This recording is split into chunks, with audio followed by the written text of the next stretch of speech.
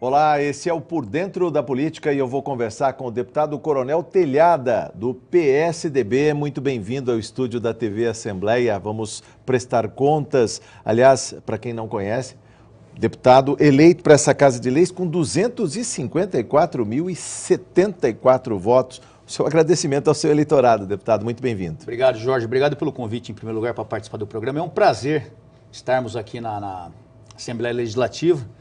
É um orgulho, né? Porquanto eu nunca tive perspectiva de ser político. Sou policial militar desde os 17 anos, ingressei na Polícia Militar com 17 anos.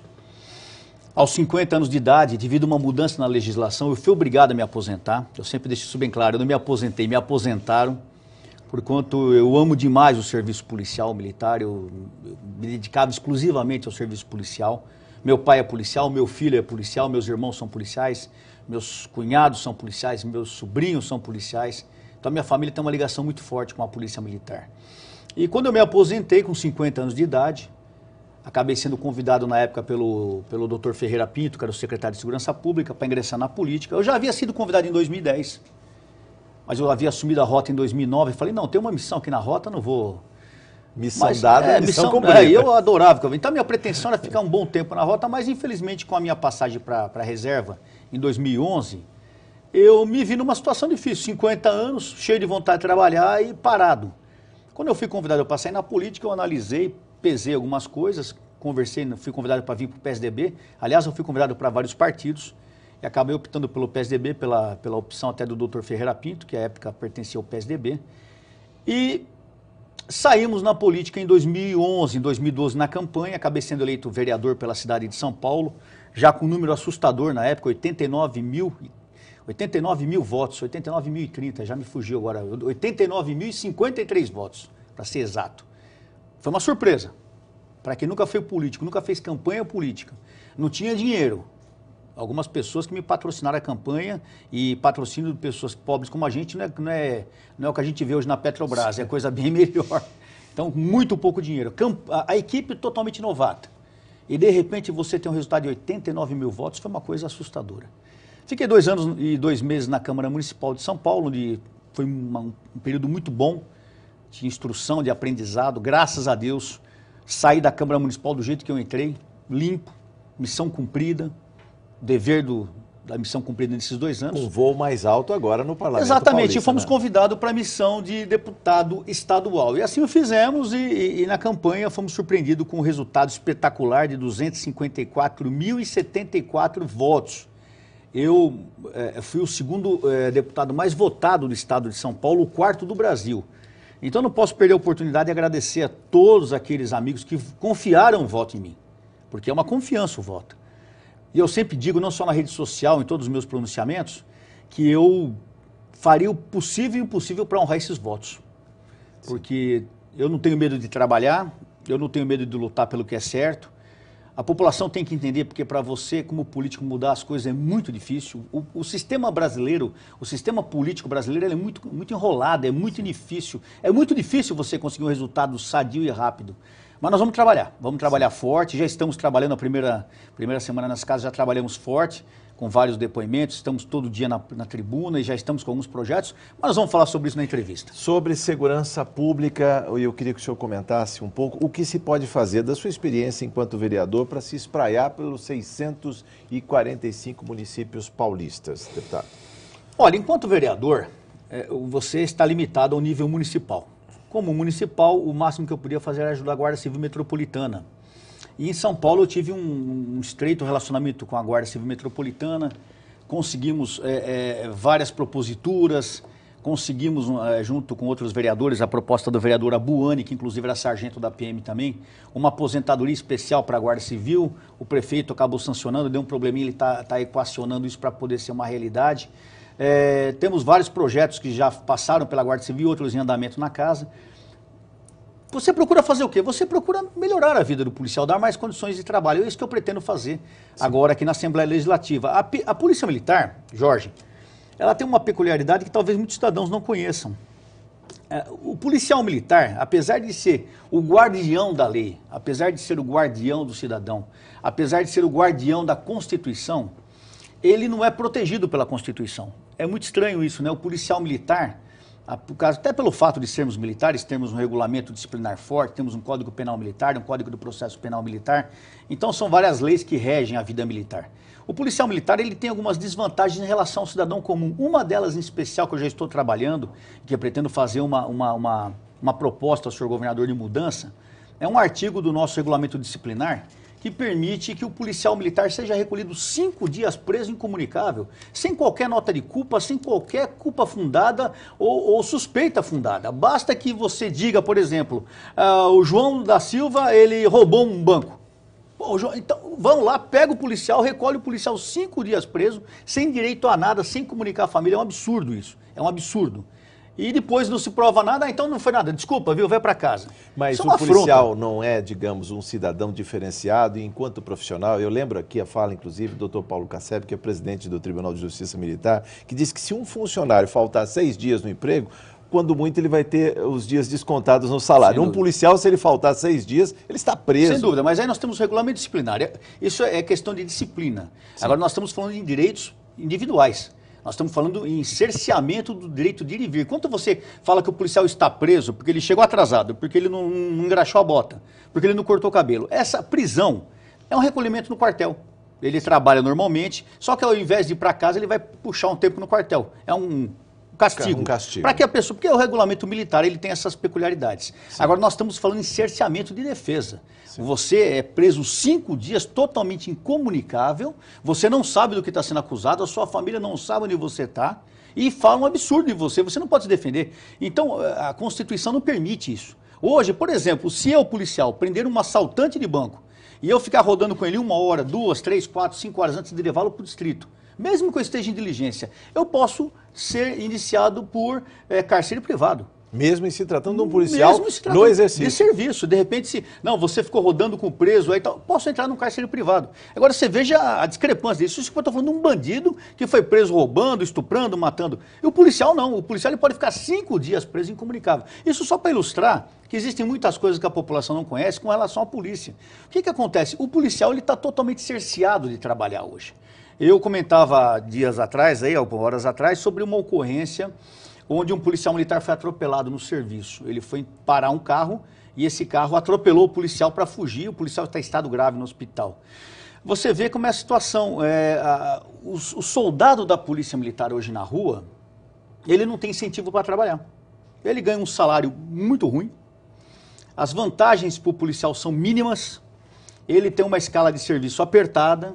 Ele corre perigo de vida constantemente, porque o policial ele não corre só perigo de serviço. Hoje ele corre perigo de folga, inclusive. Aliás, ele corre perigo de morrer aposentado, sim, pelo simples fato de ser policial. Então, o policial militar, ele vive tenso durante 24 horas. É uma situação muito difícil. E, além disso, ele não tem os seus direitos respeitados. E, além disso, ele não é bem quisto pela população, pela sociedade. Tudo isso aí vai fazendo com que o cara se reprima. A fiscalização, a cobrança em cima da polícia militar é tão grande hoje que você chegou ao ponto do policial militar não ter incentivo para trabalhar. Exemplo, eu lhe dou. Eu e você estamos numa viatura andando, nós vemos um carro suspeito. O que o policial normalmente faz? Aquele carro suspeito, vamos abordar. Nós abordamos, de repente é um casal de namorado conversando, de repente é um cara que está dormindo dentro do carro, de repente são 2 assaltantes armados que estavam planejando o roubo. Tá escrito na Se forem 2 assaltantes armados, a hora que nós abordarmos esse indivíduo, eles vão descer atirando e nós vamos ter que atirar. Ou eles vão matar a gente, ou a gente vai matar os caras, ou se Deus quiser, vamos prender sem matar, mas nós vamos trocar tiro. Conclusão, você faz isso uma vez, amanhã depois você está na rua, faz de novo. Você começa a ser um problema. Pô, esse polícia só troca tiro com os outros. Esse policial é muito problemático. Ele vive trocando tiro com o bandido. Então o policial que está na rua todo dia enfrentando um crime, ele passa a ser problemático para a própria corporação. Ele passa a ser mal visto, porque eu sou mal visto na corporação. Eu, ao longo desses 33 anos que eu fiquei na Polícia Militar, eu fui retirado da rua inúmeras vezes. Porque eu sempre fui, apesar de ser oficial, eu sempre fui o policial de rua, linha de frente. Na rota, eu não ficava sentado atrás da mesa. Eu fazia meu serviço administrativo, mais 7, 8 horas da noite, todo dia. Eu pegava a viatura do Comando da Guerra, como a gente chama, e ia para a rua patrulhar com a minha tropa. 3, 4 horas da manhã eu estava na rua. Eu queria que o senhor falasse um pouco dessa identidade, inclusive com a Rota. Eu vejo na sua rede social aqui o prédio antigo da Rota, aliás, o prédio da polícia. O senhor tem até um livro falando do quartel, né? O Quartel da Luz. Mansão da Rota. A Mansão da Rota. Vamos falar um pouco desse emblemático prédio, aliás, que ele foi reformado, né? 2012, 2013. Aliás, eu queria que o senhor falasse um pouco dessa identidade e como trazer essa autoestima do policial para dentro deste parlamento. Olha, falar um pouco da Rota, nós vamos precisar de umas 10 horas de programa aqui, porque são 120, agora vai fazer 124 anos de história. Esse batalhão é o batalhão mais antigo de São Paulo. Ele foi feito para ser um quartel em 1891, quando ele foi inaugurado. Ele começou a ser construído em 1888 e acabou sendo inaugurado em 1891. Eu escrevi um livro sobre essa história, é um livro com 600 páginas, então é uma história muito rica. Esse batalhão ele participou de todas as ações militares e policiais ao longo da história de São Paulo. E em 1970 foi criada a Rota. E o que significa a Rota? Rondas Ostensivas Tobias de Aguiar. Tobias de Aguiar é o nome do batalhão. Primeiro batalhão de polícia de choque, Tobias de Aguiar. Primeiro batalhão de choque. Quem era Tobias de Aguiar? Tobias de Aguiar era o governador, que na época presidente da província. Isso. Em 1831, quando foi criada a Polícia Militar. Então, por isso que ele é 1831, ela é mais velha que a Assembleia Legislativa, que foi criada em 1835 e está completando este ano 180 anos. Exatamente, a Polícia Militar ela foi criada no dia 15 de dezembro de 1831, ela vai completar 184 anos. A gente vai ficando velho, perdendo a noção, né? 184 anos. E o batalhão, ele é muito emblemático para a polícia. Em 70 foi criada a Rota, que é uma realidade até hoje. A Rota já tem 43 anos de existência. E a minha ligação com a Rota é muito estranha, porquanto, quando eu entrei na PM, eu nunca pensei em ser policial de Rota. Nunca. Eu não tinha noção que era ser um policial, porque apesar do meu pai ser policial, a gente não vivia aquela loucura. E quando eu saí da academia, eu fui para o Tático Móvel, patrulhamento Tático Móvel, acabei me apaixonando pela Rádio Patrulha. E em 1986 eu fui para a Rota. Fiquei 5 anos lá como tenente, segundo tenente e primeiro tenente. E foi um período assim áureo da minha vida, porque eu fazia aquilo de corpo e alma, né? E fiquei 17 anos fora, passei por vários batalhões da polícia. E em 2009, no dia 7 de maio, eu voltei a assumir a Rota como comandante. O batalhão da Rota, o primeiro batalhão de choque. Aqueles dois escudos lá na frente, quem colocou fui eu, viu?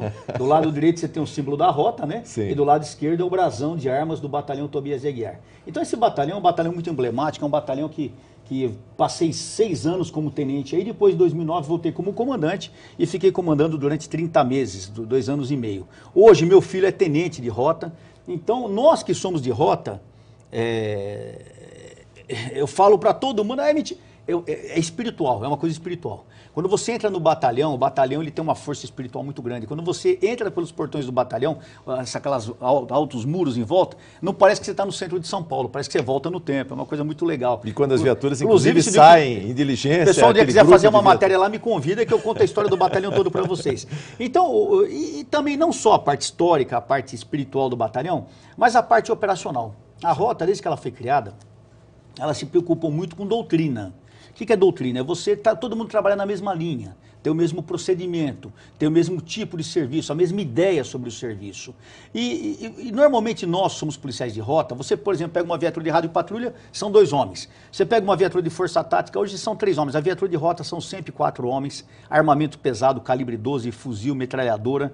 Então, e os 4 ali pensam igual, os 4 ali estão para trabalhar. Tanto que na Rota, a gravidade, o crime mais grave que você pode praticar, a falta mais grave que você pode praticar é não trabalhar direito. Então, isso é cobrado pela própria tropa. Não pense você que é o coronel que cobra. E não é cobrado também pela população? Também. Que quando vê, inclusive, exatamente. Na periferia, quer dizer, a Rota parece que ela está presente mais na periferia, ela tem grande visibilidade. Isso é o resultado do próprio serviço. Você criou uma imagem, você é obrigado a preservar essa imagem hoje. Quando o cidadão olha a viatura de Rota, ele já espera uma reação nossa. Ele espera uma postura nossa. A autoestima, inclusive, do policial, dúvida, viaturas novas. Uniforme diferente. Essas Hilux que estão aí, foi uma inovação na Polícia Militar dentro da Rota. Eu era o comandante na época, junto com o Coronel Camilo comandando a Polícia Militar. Nós conversamos com o secretário de Segurança Pública e conseguimos sair da Blazer e trazer a Hilux. Foi uma autoestima terrível para o policial. Porque um carro daquele é um carro confortável, que o policial pode trabalhar 8 horas em conforto, porque antes os caras trabalhavam em saco, parecia uma lata de sardinha. Então, a postura do homem de Rota é uma postura diferente. Até para tomar um café, pra você ter uma ideia, não é exagero, até para se tomar um café nós temos um procedimento. Sim. Como é que se toma um café? É assim, assado, a postura dos homens estão na rua atento ao movimento, o armamento pronto para ser usado. Então, a população, a abordagem de um veículo, a gente tem uma máxima na Rota. Na cada abordagem de veículo, ou você prende um ladrão, ou você ganha um amigo. Sim. Deputado, o que falar também é sobre o trabalho do batalhão de choque, a visão que ele tem, a visibilidade. Só lembrando, primeiro batalhão de choque, Tobias de Aguiar. Tem o segundo batalhão de choque, aquele que acompanha os estádios de futebol. O terceiro é o Humaitá. O terceiro é o Humaitá, que faz choque e faz as escoltas de presos também. E o quarto batalhão, que é o COI, Canil e o GAT. Sim. No caso da rota também, muito se fala em grandes operações. Eu vejo, por exemplo, no verão, a rota vai para o litoral, acompanha onde tem maior afluxo de pessoas.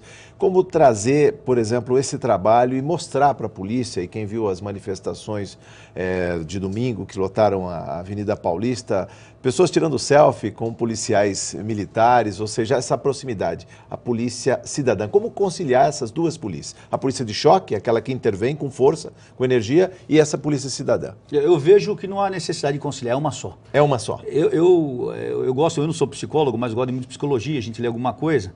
Eu gosto muito de relacionar a imagem do policial com a imagem do Superman. Do História em Quadrinho. Você é o Superman, você entra lá, se transforma em Superman, você tem que salvar o mundo. Você deixou de ser o Superman, você é o Clark Kent, o cidadão comum, pacato. Essa é a vida do policial. O policial, a hora que ele se transforma em policial, a hora que ele põe a farda, ele muda a postura. Sim. Até a maneira de se dirigir às pessoas, a maneira é diferente, você tem que ter uma postura diferente. Então, o policial militar, ele tem que tratar bem todo mundo. Todo cidadão tem que ser bem tratado. Essa imagem, o que ele diz? Esse é um policial de força tática, tá vendo? Então, você nota que interessante, a juventude atrás do policial, né? Você nota que a juventude, ela tem interesse de estar com o policial, porque a população, muitas vezes a polícia é criticada, Jorge, mas a população, ela sabe que quem a protege é a polícia militar. A população sabe que estiver onde estiver em São Paulo, tiver um problema, ele vai ligar 190. E é a polícia que vai encostar, e a população sabe disso. Então eu sempre falo, insisto nessa fala, a população ama a polícia militar, gosta da polícia. Apesar dos problemas que todos os serviços têm, a polícia também tem, são muitos problemas, sim, porque se você errar aqui durante um programa, ou nós podemos regravar, ou podemos fazer... Mas quando você erra numa viatura, você pode matar alguém,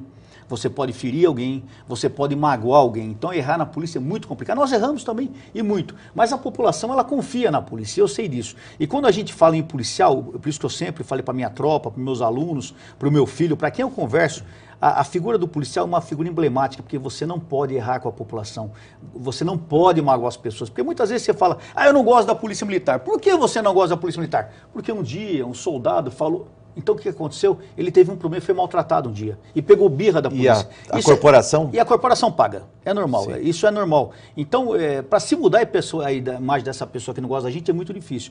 Então, a responsabilidade do policial, infelizmente, muitos policiais pecam nesse aspecto, a responsabilidade do policial é muito grande. Então, ele tem que entender que ele representa a Polícia Militar, como eu aqui nessa casa hoje represento. Sim. Eu, o Coronel Camilo, representamos a Polícia Militar e temos que ter essa imagem sempre gravada. E a população espera isso da gente. Como nós queremos trazer a autoestima melhorada da polícia nesse aspecto, melhorando algumas leis, apresentando os projetos e juntando junto ao seu governador. E como trazer o tema segurança pública para essa Casa de Leis e principalmente as boas práticas serem espraiadas para os 645 municípios. A gente está falando muito da capital, da Grande São Paulo, mas os rincões, a gente sabe das deficiências que existem nas pequenas cidades, que têm presídios. Tá terrível. Muitas vezes aí os prefeitos, gestores públicos, municipais, prefeitos, vereadores reclamando da falta de segurança e da prioridade que tem que ser dada para o detento, para o preso que está ali no CDP, no presídio, em termos de saúde, em termos de segurança pública. Olha, falar em segurança pública é um tema muito abrangente. Nós teremos que ficar horas e horas debatendo aqui. Nós teremos que falar, a primeira coisa, em mudança de legislação. A nossa legislação brasileira ela é perversa, ela é tacanha, ela é hipócrita, ela é atrasada. Nós precisamos rever urgentemente nossa legislação. Mas vamos falar no nível de polícia, nível estadual. Eu entendo o seguinte, a primeira coisa que um deputado nessa casa, que é a minha missão do Coronel Camilo, é fazer com que os outros deputados realmente conheçam a Polícia Militar. Tem uma visão de segurança pública no conjunto? Diferente. Eles aprendam a entender o que é a Polícia Militar, porque muitos deputados têm a visão que o povo tem também. Eu não gosto da polícia, porque ele foi maltratado, porque ele estava numa manifestação e tomou uma cacetada, jogaram uma bomba perto dele, ele deixou de gostar da polícia. Só que essa não é a polícia que ele conhece. Aquilo foi um problema que aconteceu ali, esporádico. A Polícia Militar é muito mais que isso. Então a nossa ideia é trazer trazer todo dia aqui aos deputados a realidade da Polícia Militar, para que eles se sensibilizem com a Polícia Militar, eles aprendam a conhecer a Polícia Militar, quem sabe mudar algumas opiniões sobre a polícia. A segunda propositura dentro dessa casa é valorizar, aumentar a autoestima do policial, valorizar a polícia e melhorar, trabalhar pela segurança da população. Como é que eu vejo hoje a segurança da população? A gente fala muito na rota, que falamos na rota, nós temos condição de ter uma rota em cada lugar hoje, que era chamada Tático Móvel, Força Tática, que está abandonada. Sim. Eu tenho até uma reunião marcada com o senhor secretário de Segurança Pública, que eu vou investir nesse ponto chamado Força Tática, é um assunto também complexo, que seria um tipo mini-rota, vamos dizer assim. Aumento de efetivo. São Paulo cresceu demais. São Paulo... como aumentar o efetivo? Aí é questão de conversar com o governador. Porque nós temos hoje em São Paulo praticamente 42 milhões de pessoas, é isso? 42 milhões de paulistas, exatamente. Gente, tem país no mundo, o Uruguai são 3 milhões de pessoas. Vai ver a Guarda Nacional do Uruguai, aqui nós temos 42 milhões de pessoas, de cidadãos, uma polícia com 93 milhões. Milhares de quilômetros no país, de fronteira seca. É um país, São Paulo é um país. Então nós precisamos rever o efetivo da Polícia Militar, nós precisamos ver, aí envolve tudo, como eu falei, presídios, questão de presídios é terrível, que não é da polícia, mas afeta a polícia. Nós temos cidades no interior que tem 2 policiais, tem 3 mil pessoas, 2 policiais, problemas todos os dias. Sim. Roubaram a galinha, é um problema, ela é um problema grave. Então veja que tudo isso reflete a Polícia Militar. Nós temos muito trabalho aqui, Jorge. Nós temos muito trabalho. Eu queria que o senhor falasse também sobre a segurança, sobre a vocação do policial. Eu lembro aqui a morte de um menino e o senhor levou para a tribuna dessa Casa de Leis a sua preocupação. Como arregimentar bons policiais, gente preparada para dialogar com a comunidade e, ao mesmo tempo, com os salários que se tem. Olha, está aí a foto. O senhor pode até... Exatamente, eu queria que o senhor comentasse Esse menino morreu com 24 anos, o Rafael Camilo Passos. Eu fui no enterro dele, Jorge. Terrível, terrível. Eu vi esse menino fardado no caixão. Eu vi meu filho ali, porque eu tenho um filho de 28 anos que é tenente de rota. A mãe dele veio e me abraçou, o pai veio e me abraçou. A Maria José, a mãe dele, chorando no meu ombro, falou: Coronel, deram um monte de tiro no meu filho, ele não merecia isso. O que eu vou falar para uma mãe dessa?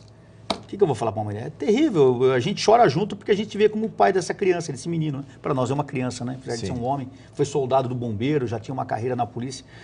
E a Polícia Militar, ela se preocupa muito com o seu alistamento dos seus homens. Nós fazemos muito questão da formação, Jorge, mas acontece o seguinte: o homem da Polícia Militar, ele vem do meio social, não é feito de anjos, é feito de homens e mulheres. E às vezes essa pessoa tem um problema de formação e não é detectado nos nossos exames. Então a gente seleciona, a gente faz um ano de escola, orienta, ensina, bate na mesma tecla e quando sai a pessoa erra. Não é a Polícia Militar que é uma pessoa que é um erro de formação lá atrás. Então a população, tudo bem, a população é obrigada a entender isso, nós temos que melhorar cada vez mais. E a Polícia Militar tem se policiado nesse aspecto e melhorar cada dia vez mais a sua formação. Eu duvido que algum serviço como o nosso tenha formação em direitos humanos. Nós temos na Polícia Militar, ninguém sabe disso. Deputado Coronel Telhado, nós só temos 2 minutos, mas eu queria que o senhor falasse sobre um aspecto da polícia, uma experiência que deu certo nos Estados Unidos, em Nova York, que foi penas mais duras para quem ataca o Estado, o agente da polícia. Como é que o senhor vê essa possibilidade? Eu acho importante isso. É claro que é uma gestão em Brasília, não seria aqui neste parlamento, mas o que fazer para que haja o agravamento de penas para quem assassina um policial? É importante, tem que ter, não só um policial, qualquer agente do Estado que for morto em serviço ou em razão do serviço, tem que ser agravada essa pena, a pena tem que ser dobrada. Eu sou contra a prisão, sou contra a pena de morte, mas sou favorável à prisão perpétua. Tem que passar o resto da vida preso. Mas, além disso, Jorge, não é só esse problema, nós temos que ter a tolerância zero, é importante isso. Eu passava hoje no centro da cidade, vendo um cidadão jogando papel no chão. Aquele cidadão que joga papel no chão é o cidadão que vai xingar o policial depois porque ele multou, porque ele estava falando no telefone. Então nós temos que ter uma tolerância. A cultura, esse é um assunto forte. A cultura brasileira não é uma cultura de segurança. Nós temos que mudar a cabeça do nosso cidadão. Para nós melhorarmos a segurança, mas sem dúvida. Mudar? Essa que é o grande desafio. Sem dúvida. Porque existe uma sensação de insegurança e de uma parcela da população até um certo descrédito com as polícias. Eu acho que para mudar a sensação de insegurança é um trabalho forte de incentivação às polícias, de melhoria no serviço policial, uma mudança na legislação e um trabalho necessário da mídia também. A mídia tem que contribuir na sensação de segurança. Ela tem um papel. Ela tem um papel preponderante, porque quando a mídia glamoriza o crime... E semeia o medo todo dia. Semeia o medo e fala só mal da polícia, você cria o estado perfeito para o caos. A polícia erra, mas ela acerta muito mais do que erra, mas só se fala nos erros. O crime é glamorizado. Aqui no Brasil, o tempo está estourado, mas aqui no Brasil, você vitimiza o criminoso, incrimina a vítima e o policial. como é que nós vamos ter resultado satisfatório assim? Difícil.